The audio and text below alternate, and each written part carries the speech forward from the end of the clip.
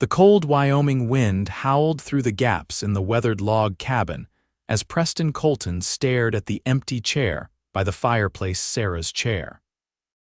3 months had passed since the fever took her, but the wound felt as fresh as the day he'd laid her in the hard, frozen ground behind their homestead. The year was 1872, and the promise of a new life they'd sought in the western frontier had crumbled to dust. Preston ran his calloused hand across his bearded face, feeling the creases that hadn't been there a year ago. At 32, he suddenly felt ancient. The cabin, once filled with Sarah's laughter and the scent of her cooking, now echoed with emptiness.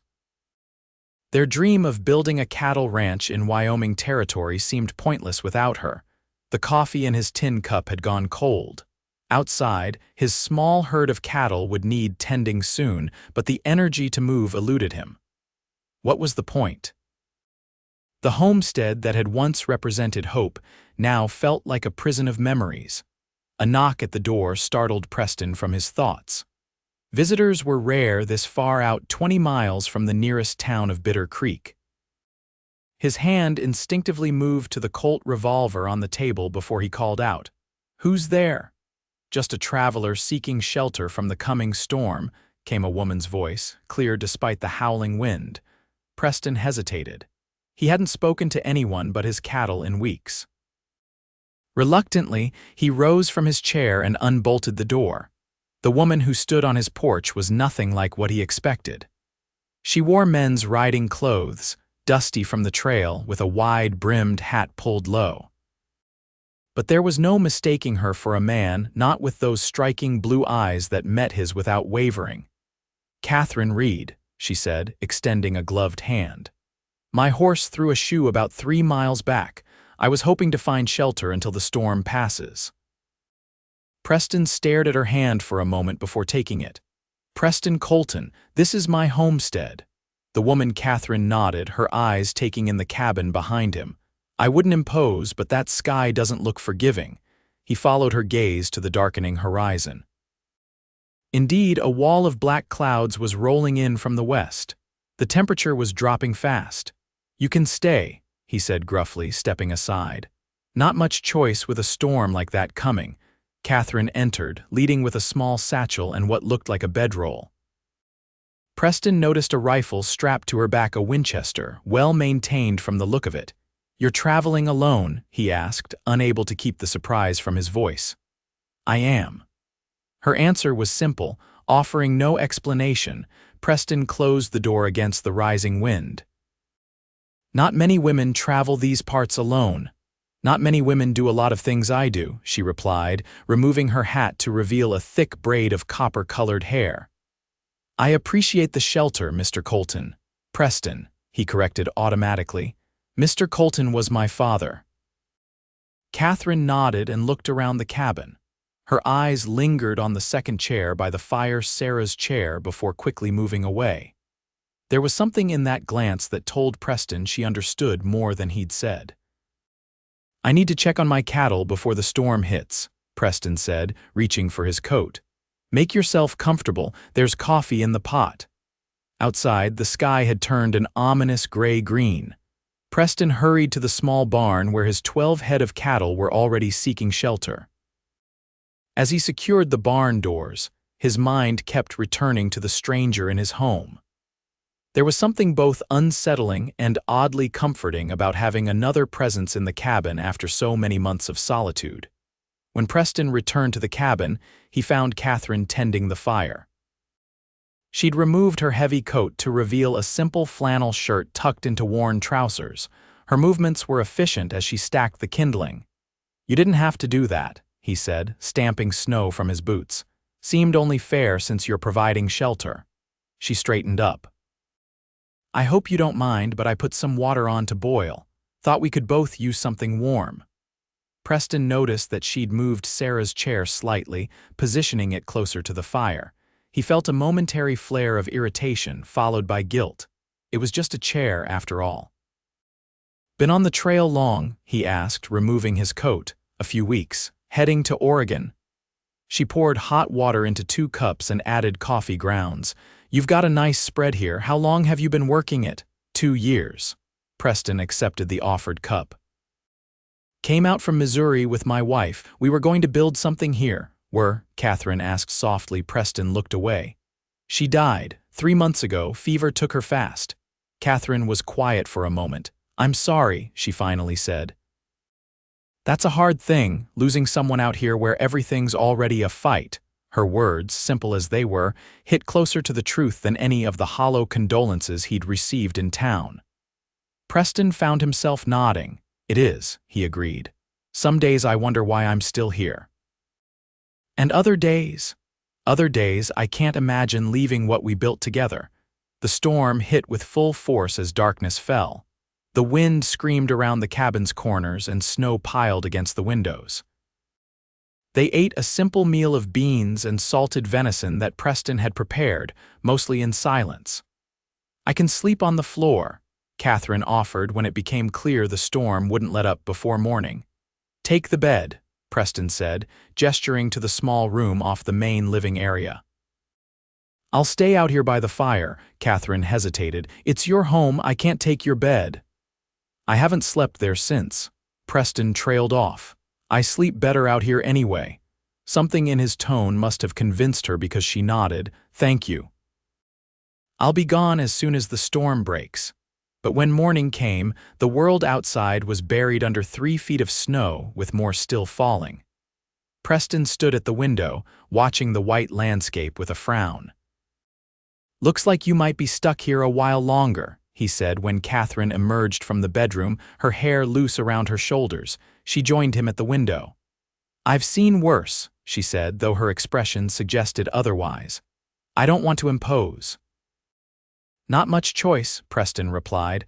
Roads won't be passable for days, maybe longer, and your horse needs that shoe. Catherine turned to face him. I can earn my keep. I'm handy with tools, good with animals. Just point me to what needs doing. Preston studied her for a moment. There was a directness to her that reminded him of Sarah, though the 2 women couldn't have been more different otherwise. Sarah had been small and fair, with a gentle disposition. Catherine had the weathered look of someone who'd spent years under the open sky, and her hands, though feminine, showed the calluses of hard work. Why are you heading to Oregon? He asked. Instead of answering her offer, Catherine's expression closed slightly. Fresh start. Sometimes that's what a person needs. Preston recognized the deflection. He'd used enough of them himself when townspeople asked too many questions about his past. Everyone out here was running from something or toward something, sometimes both. Well, he said finally, if you're set on helping, I could use a hand with the cattle. Storm like this, they get nervous. They spent the day establishing a routine. Preston showed Catherine the barn, introduced her to his small herd, and demonstrated how he'd been managing alone. She proved herself capable and quick to learn, offering suggestions that showed experience with ranch work. By evening, they returned to the cabin tired but with the satisfaction of work well done. The storm continued to rage outside, but inside, the atmosphere had changed. The silence between them was no longer awkward but companionable. Over the next 3 days, as the storm gradually subsided, they fell into a pattern. Mornings were spent tending to the cattle and clearing paths through the snow. Afternoons, Preston worked on repairs around the cabin that he'd been neglecting, while Catherine helped or took on cooking duties without being asked. On the 4th evening, as they sat by the fire, Preston found himself telling her about Sarah, how they'd met in Missouri, their dream of building a cattle ranch in the West, and the hard first year on the homestead. She never complained, he said, staring into the flames. Not when the roof leaked or when we lost half our seed to drought. She just kept saying next year would be better. She sounds like she had true grit, Catherine said quietly. Not many women or men can face frontier life with that kind of courage. She did. Preston looked up at Catherine. What about you? What made you decide to head west alone? Catherine was silent for so long that Preston thought she wouldn't answer. When she finally spoke, her voice was measured. My husband died in the war, she said. Confederate side. After I tried to keep our farm going in Tennessee, but there wasn't much left. Raiders had taken most of it during the fighting. She turned the cup in her hands. Last year, a neighbor with political connections decided my land would suit him better. Made it clear I should sell to him or face consequences.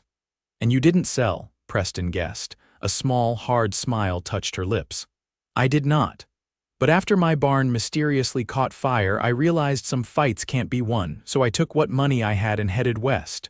Preston nodded slowly. That explains the rifle and traveling clothes. A woman alone attracts the wrong kind of attention, Catherine said matter-of-factly. Dressed like this, most leave me be until they get close enough to notice.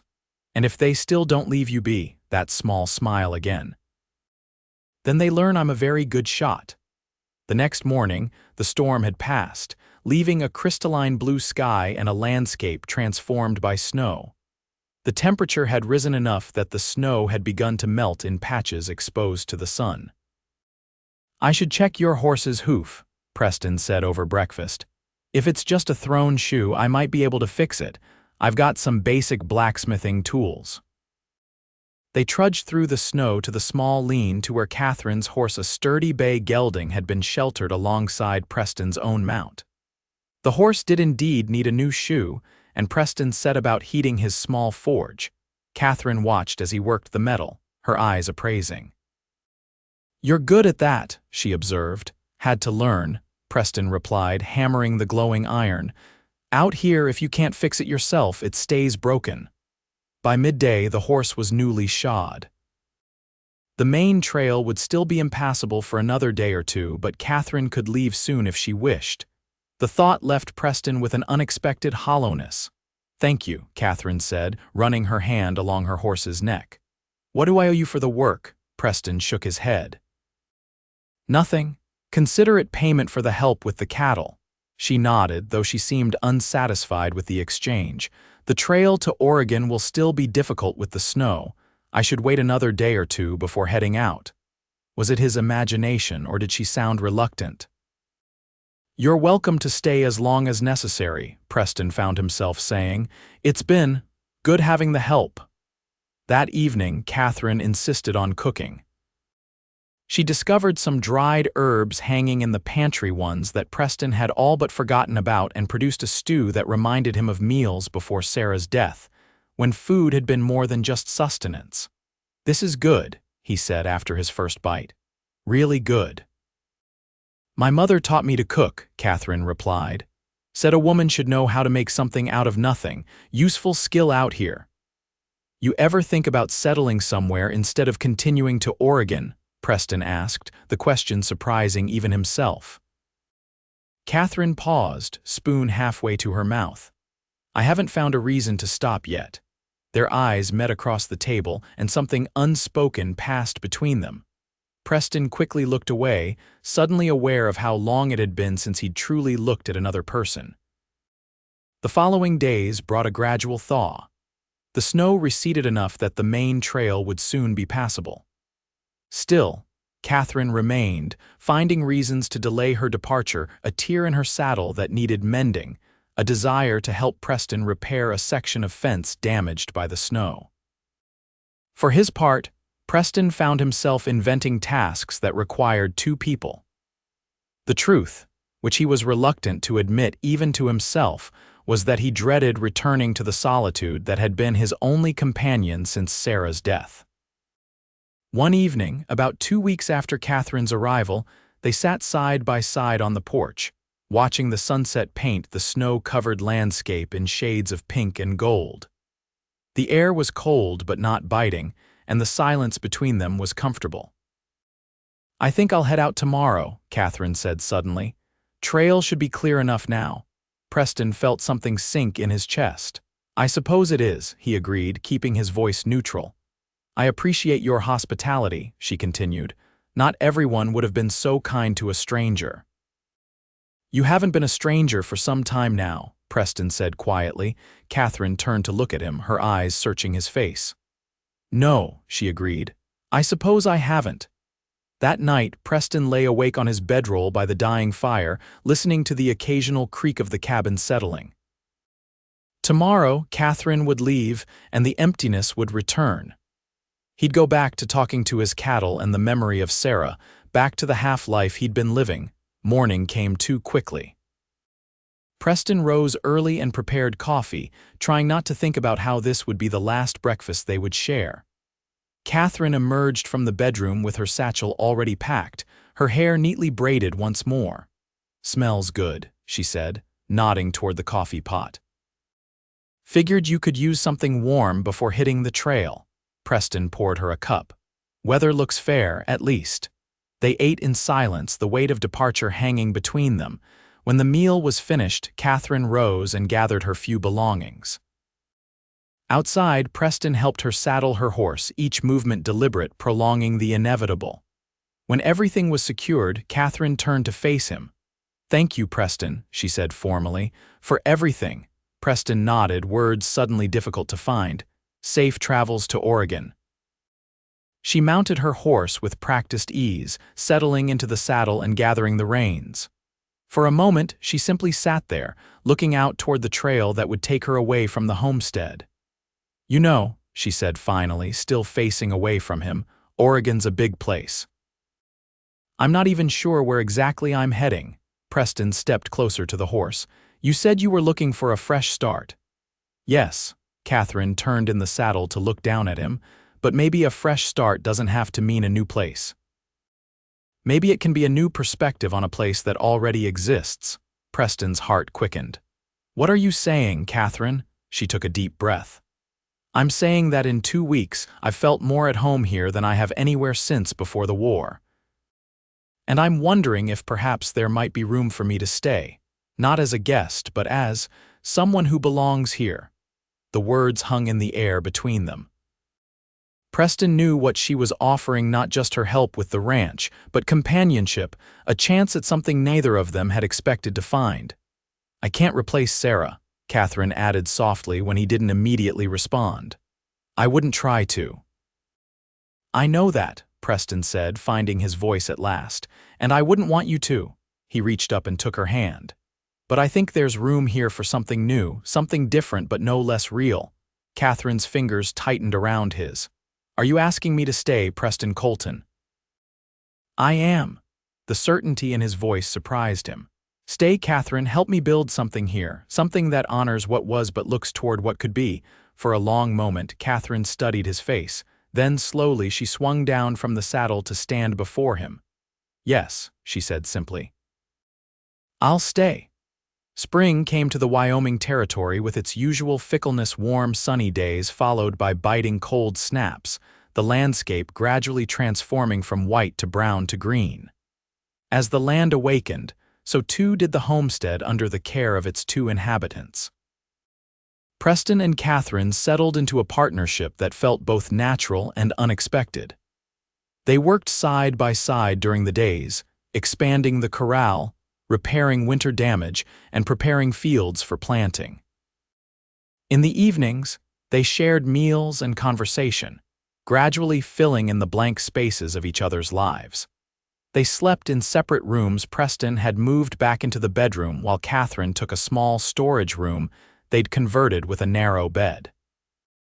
There was an unspoken agreement between them that whatever was growing needed time and space. One evening in late April, as they sat on the porch watching a spectacular sunset, Preston found himself studying Catherine's profile.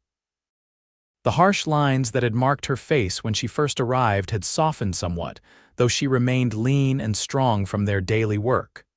"What?" she asked, catching his gaze. "Just thinking how different you look from when you first showed up at my door."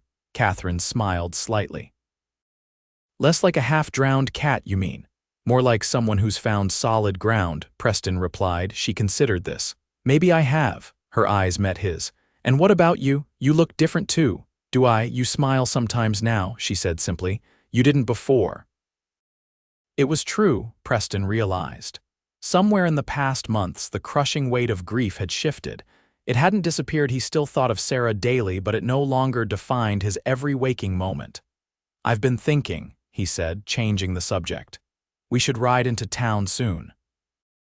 Get supplies before the spring rush of settlers passes through, Catherine nodded. Good idea. We're running low on flour and coffee. And, Preston continued, people should meet you if you're staying. She turned to face him fully. Are you asking if I'm still planning to stay? No, he said quickly. I'm saying that if this is your home now, you shouldn't be a mystery to the nearest town. Folks talk. And what will you tell them about me? There was a challenge in her voice. Preston hadn't thought that far ahead. What was Catherine to him? Partner, friend. Something more that neither had put into words. I'll tell them you're helping me run the ranch, he said finally. That we're building something together. Catherine seemed to accept this. All right, when do we leave? They rode to Bitter Creek 2 days later, the journey taking most of a day over trails still muddy from spring thaws. The town was small, a single street lined with essential businesses. General store, blacksmith, saloon, and a small hotel that doubled as a restaurant. Their arrival did not go unnoticed. Preston had been an infrequent visitor since Sarah's death, and the sight of him riding in with a woman at his side drew curious glances. Preston Colton, called a heavyset man standing outside the general store. Thought you might have pulled up stakes and moved on.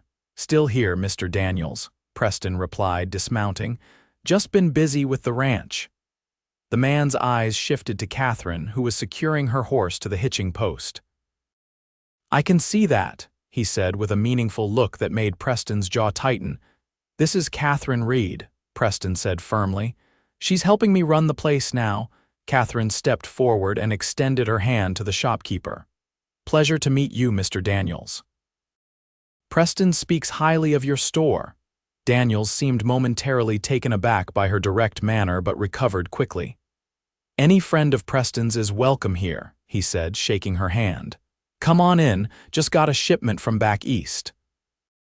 The interior of the general store was crowded with goods, from tools hanging from the ceiling to barrels of flour and sugar lining the walls.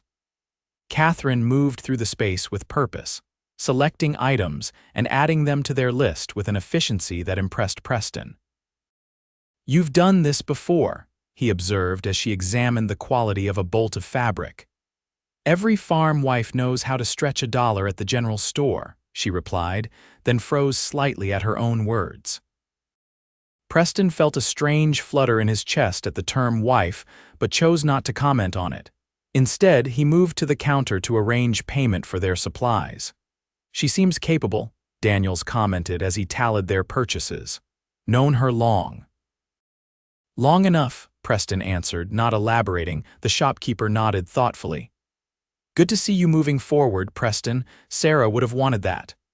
The mention of Sarah's name sent a familiar pang through Preston's heart, but it was duller now, more bittersweet than painful.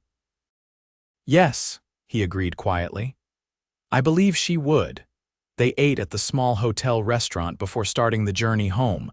Word of their presence had spread through the tiny town, and several people stopped by their table to greet Preston and meet Catherine. Some were genuinely welcoming. Others barely disguised their curiosity about the nature of the relationship. That was exhausting, Catherine said as they rode out of town, their pack horses laden with supplies. Do they always stare so much? Small towns run on gossip, Preston replied. And I've given them plenty to talk about, bringing you back with me. Catherine was quiet for a moment. Does it bother you what they think?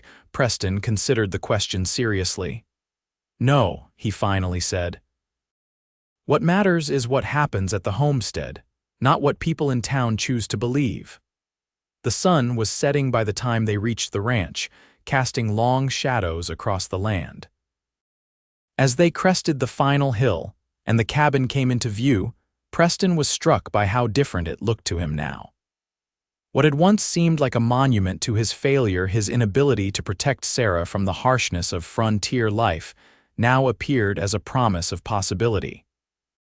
Feels good to be home, Catherine said beside him, and the simple statement warmed him more than he would have thought possible. That night, after the supplies were stored and the horses tended, they sat by the fire as had become their custom.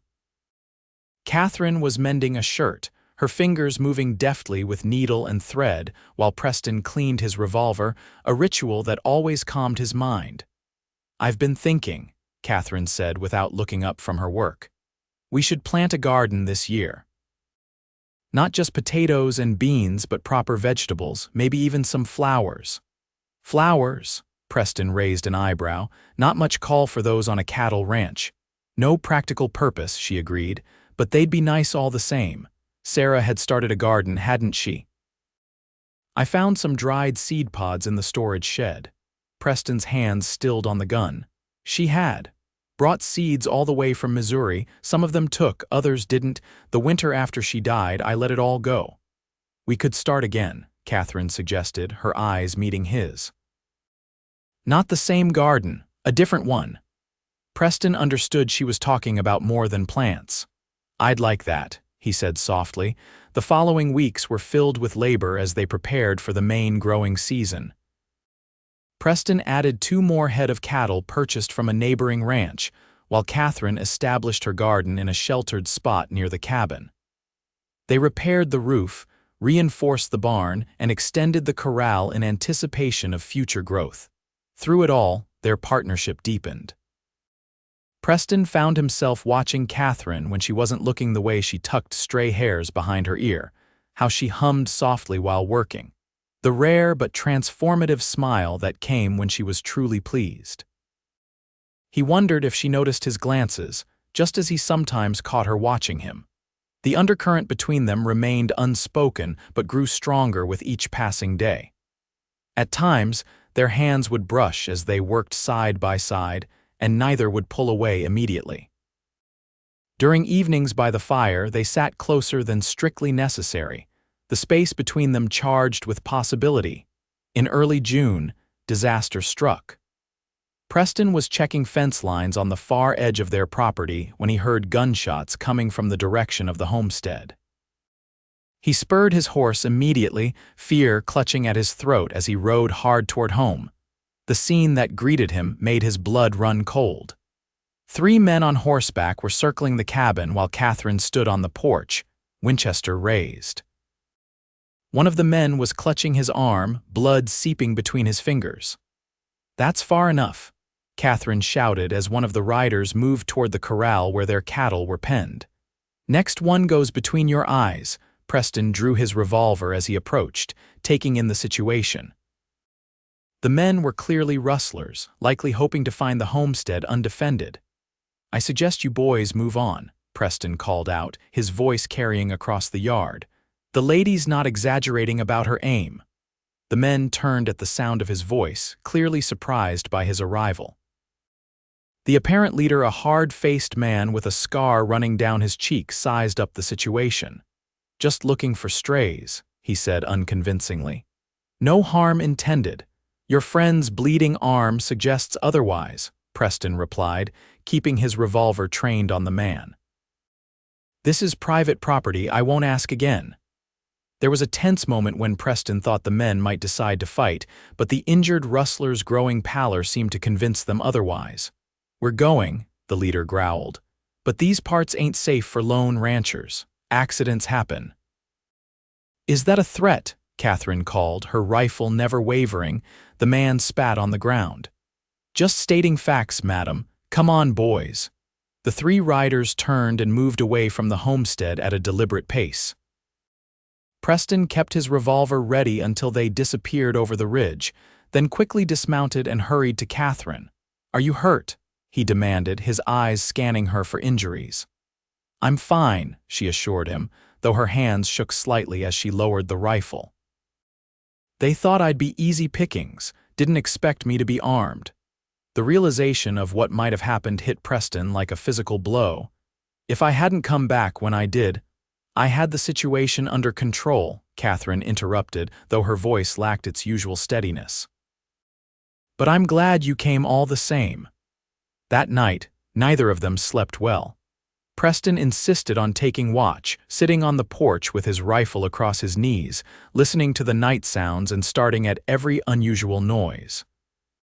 Catherine joined him after midnight, wrapping a blanket around her shoulders against the cool night air.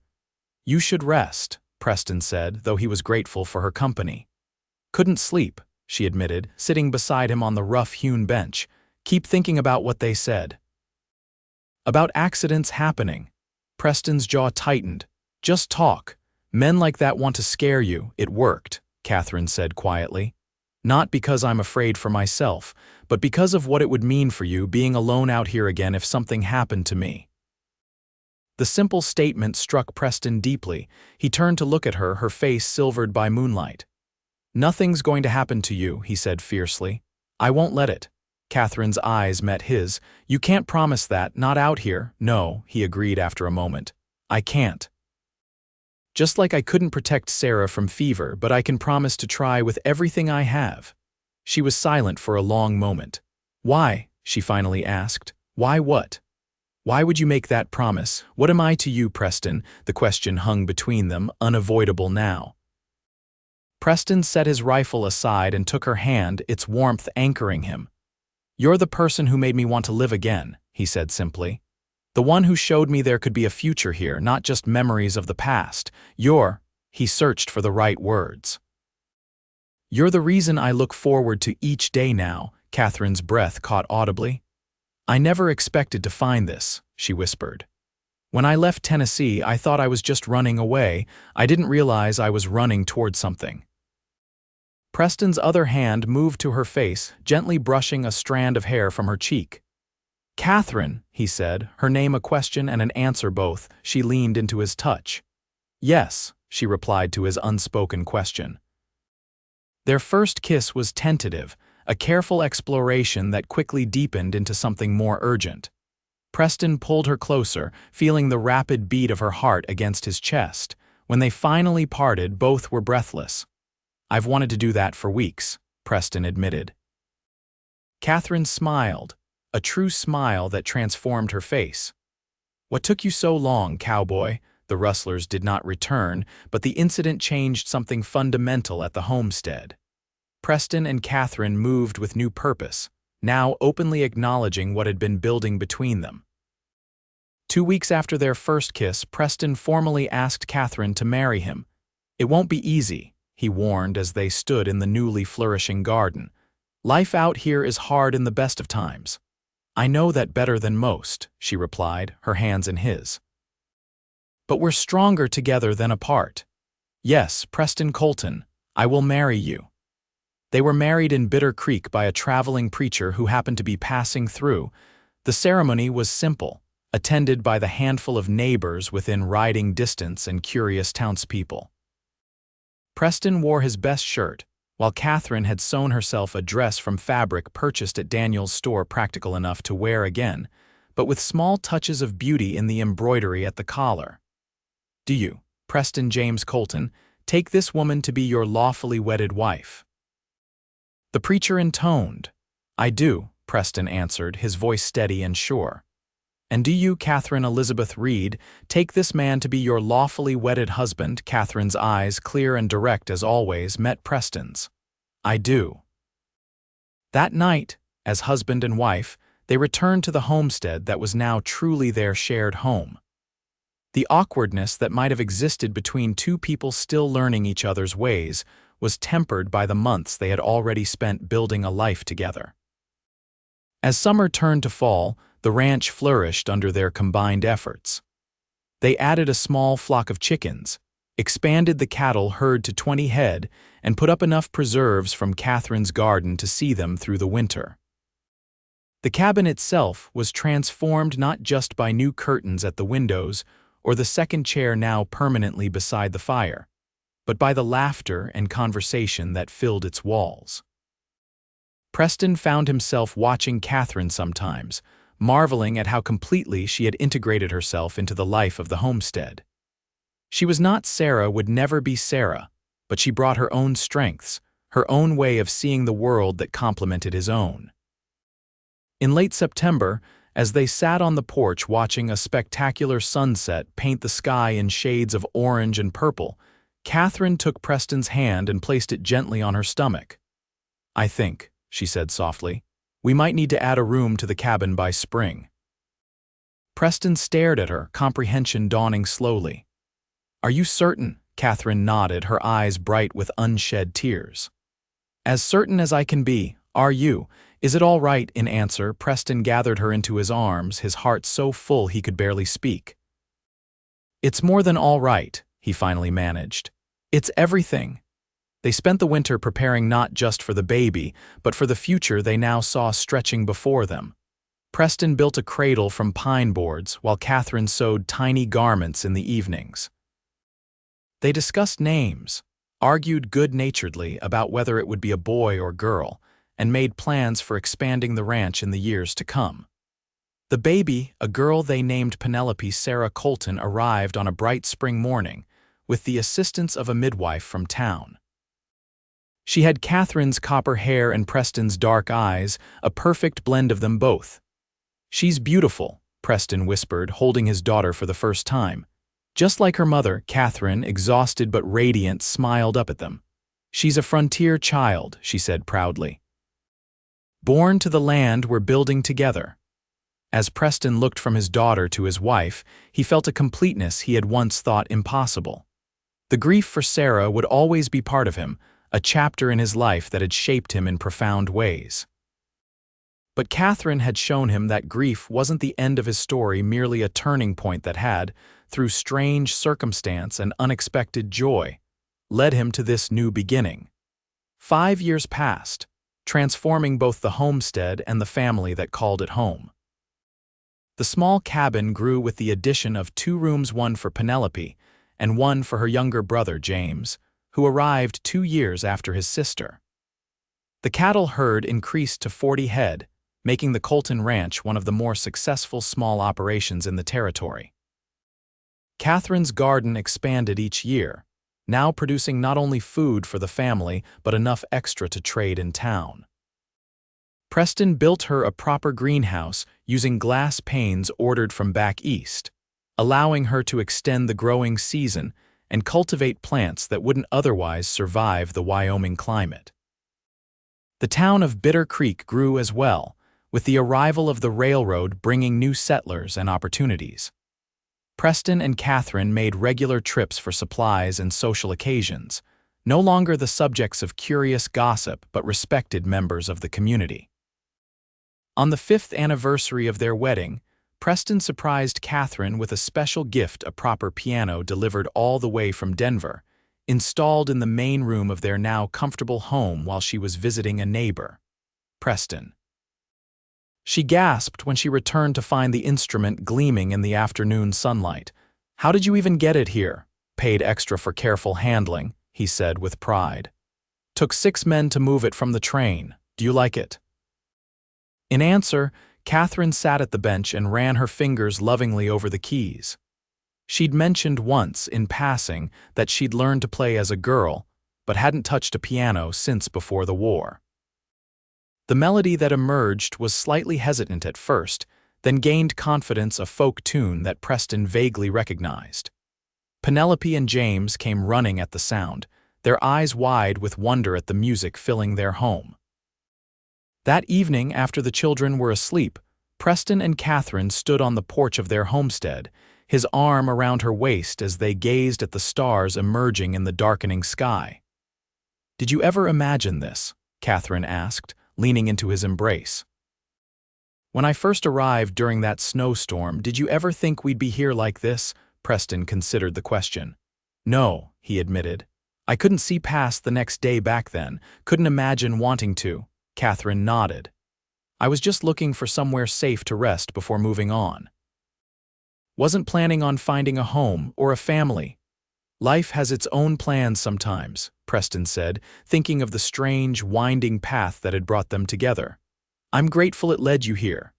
"As am I," Catherine replied, turning in his arms to face him. After 5 years, he still found himself captivated by her eyes, clear and direct as the day they'd met, but now filled with a contentment that matched his own. It turns out that sometimes the best place to find a fresh start isn't at the end of a long journey. Sometimes it's right where you least expect it. Preston leaned down to kiss her, still marveling at how perfectly they fit together. "Welcome home, Catherine Colton," he whispered against her lips. "Welcome home." As the stars continued their ancient dance above the Wyoming plains, the lights of the Colton homestead glowed warm against the gathering darkness, a beacon of life and love carved from wilderness and grief, a testament to the enduring human capacity to begin again.